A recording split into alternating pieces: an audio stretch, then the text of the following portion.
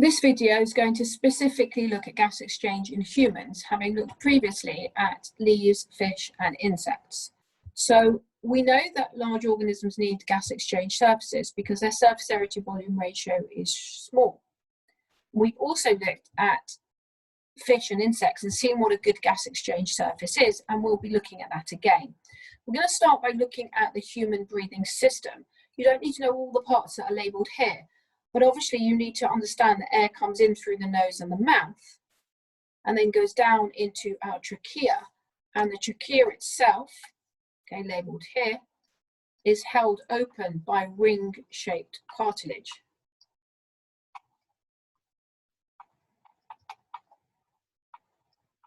And it also has cells that produce mucus, or called goblet cells.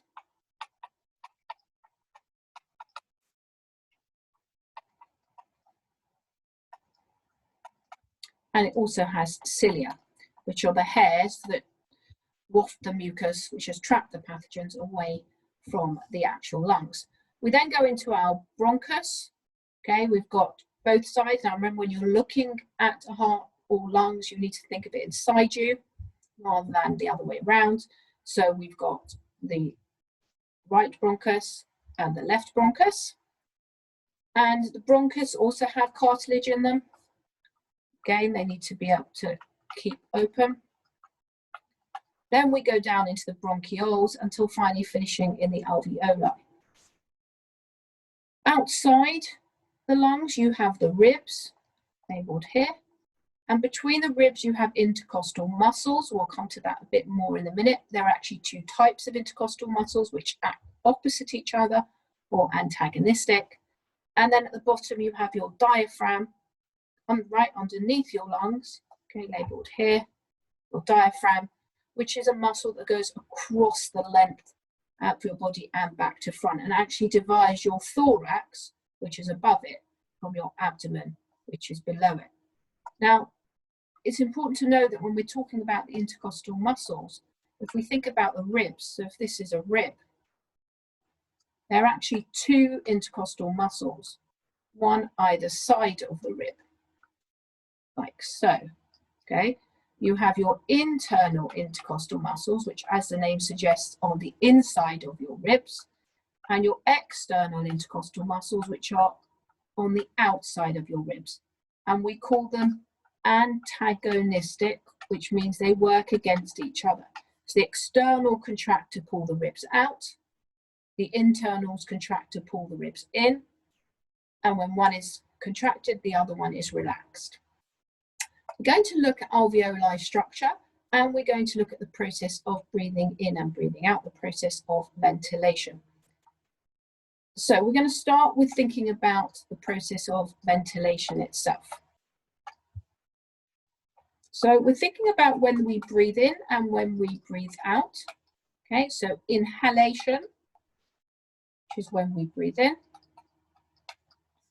and exhalation, which is when we breathe out.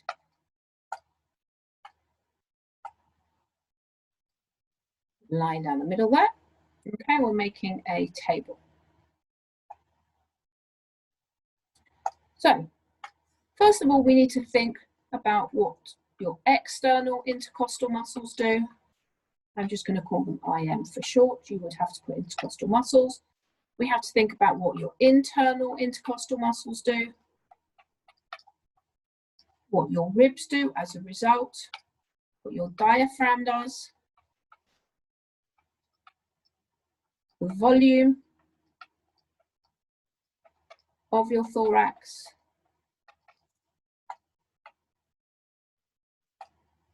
pressure of your thorax, and then what the air itself does.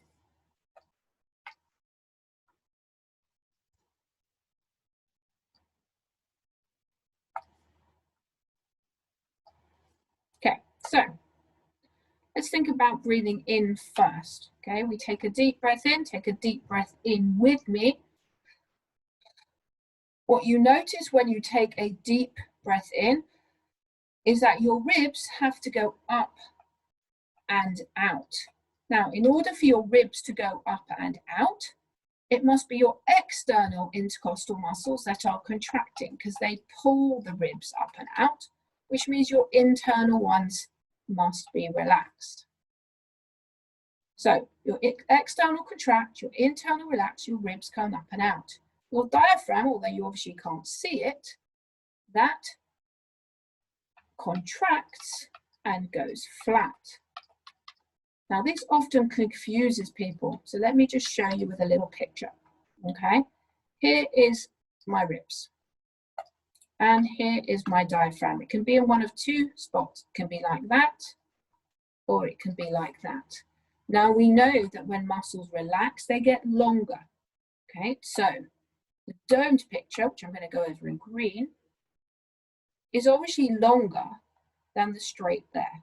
So the domed one, the green one, is relaxed and the flat one there is contracted. So if we go back to what was happening, our diaphragm contracts and goes flat. So our ribs have gone up and out, our diaphragm goes flat.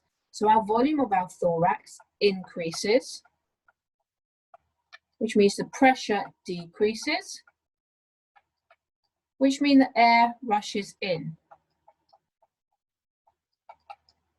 Down what we call the pressure gradient.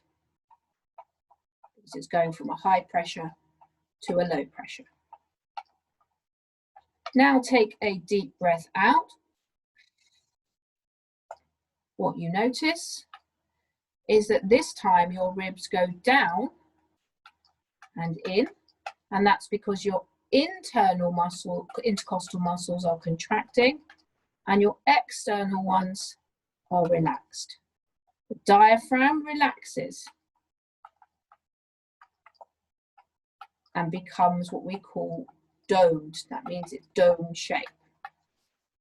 Volume of the thorax now decreases, pressure increases,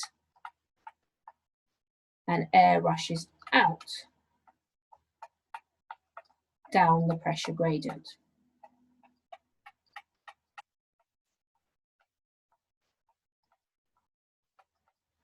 Now, it's important to bear in mind that we can breathe with different volumes depending on what we want. So if you were to map your breathing, if you're sitting at rest, it's like this.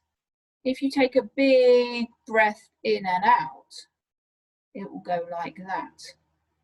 So the amount of air that you breathe in and out at rest is called the tidal volume.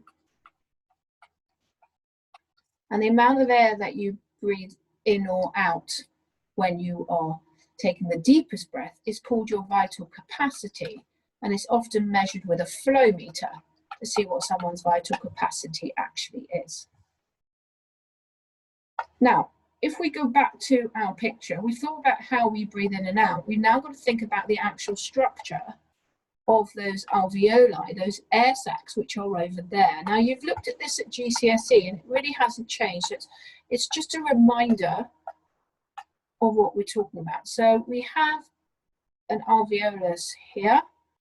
Okay, the alveolus itself is made up of a single layer of flat cells. It's called squamous epithelial cells, square cells, like so.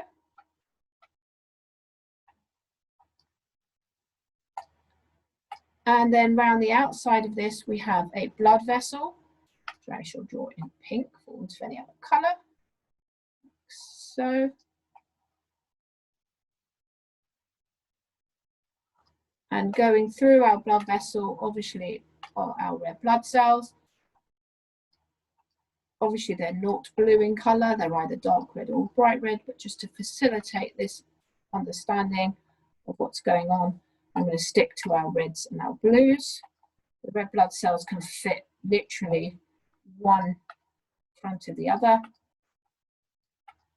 like so. So our blood is flowing in this direction. Bear in mind that our capillary is also made up of a single layer of endothelial cells, which I'm not going to draw, like so. So the air is coming in and out through your breathing system, and then the oxygen can diffuse in one direction while the carbon dioxide diffuses in the other. So in terms of adaptations, it's very similar to what we've seen before. So the first adaptation that we always talk about is the fact that there are lots of alveoli are cause an increase in surface area. A large surface area allows a quicker rate of diffusion of oxygen in and carbon dioxide out. Okay, so we've got large surface area. We then have the fact that there is a single layer of epithelial cells, and the fact that the blood vessel, the capillary, and the epithelial and the alveoli are very close together. So we would say the alveoli and capillary are one cell thick and close together. This gives a short diffusion distance. We then have the fact that we have a blood supply at all. Remember, we said blood supply is important. Okay, so blood supply allows a concentration gradient to be maintained because it's constantly taking the oxygen away and constantly bringing in new carbon dioxide. So a good blood supply maintains concentration gradient. And we also have, on the same principle, we have the ventilation that's taking place up here.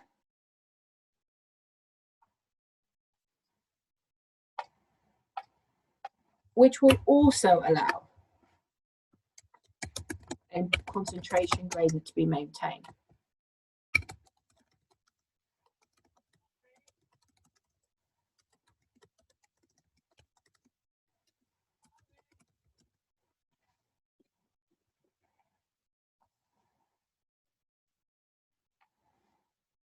Okay, so when you're looking at adaptations and describing adaptations, there are others, things like having a surfactant to ensure that it doesn't collapse. But large surface area, good blood supply, one cell thick, ventilation, those are the main things that you need to be looking at.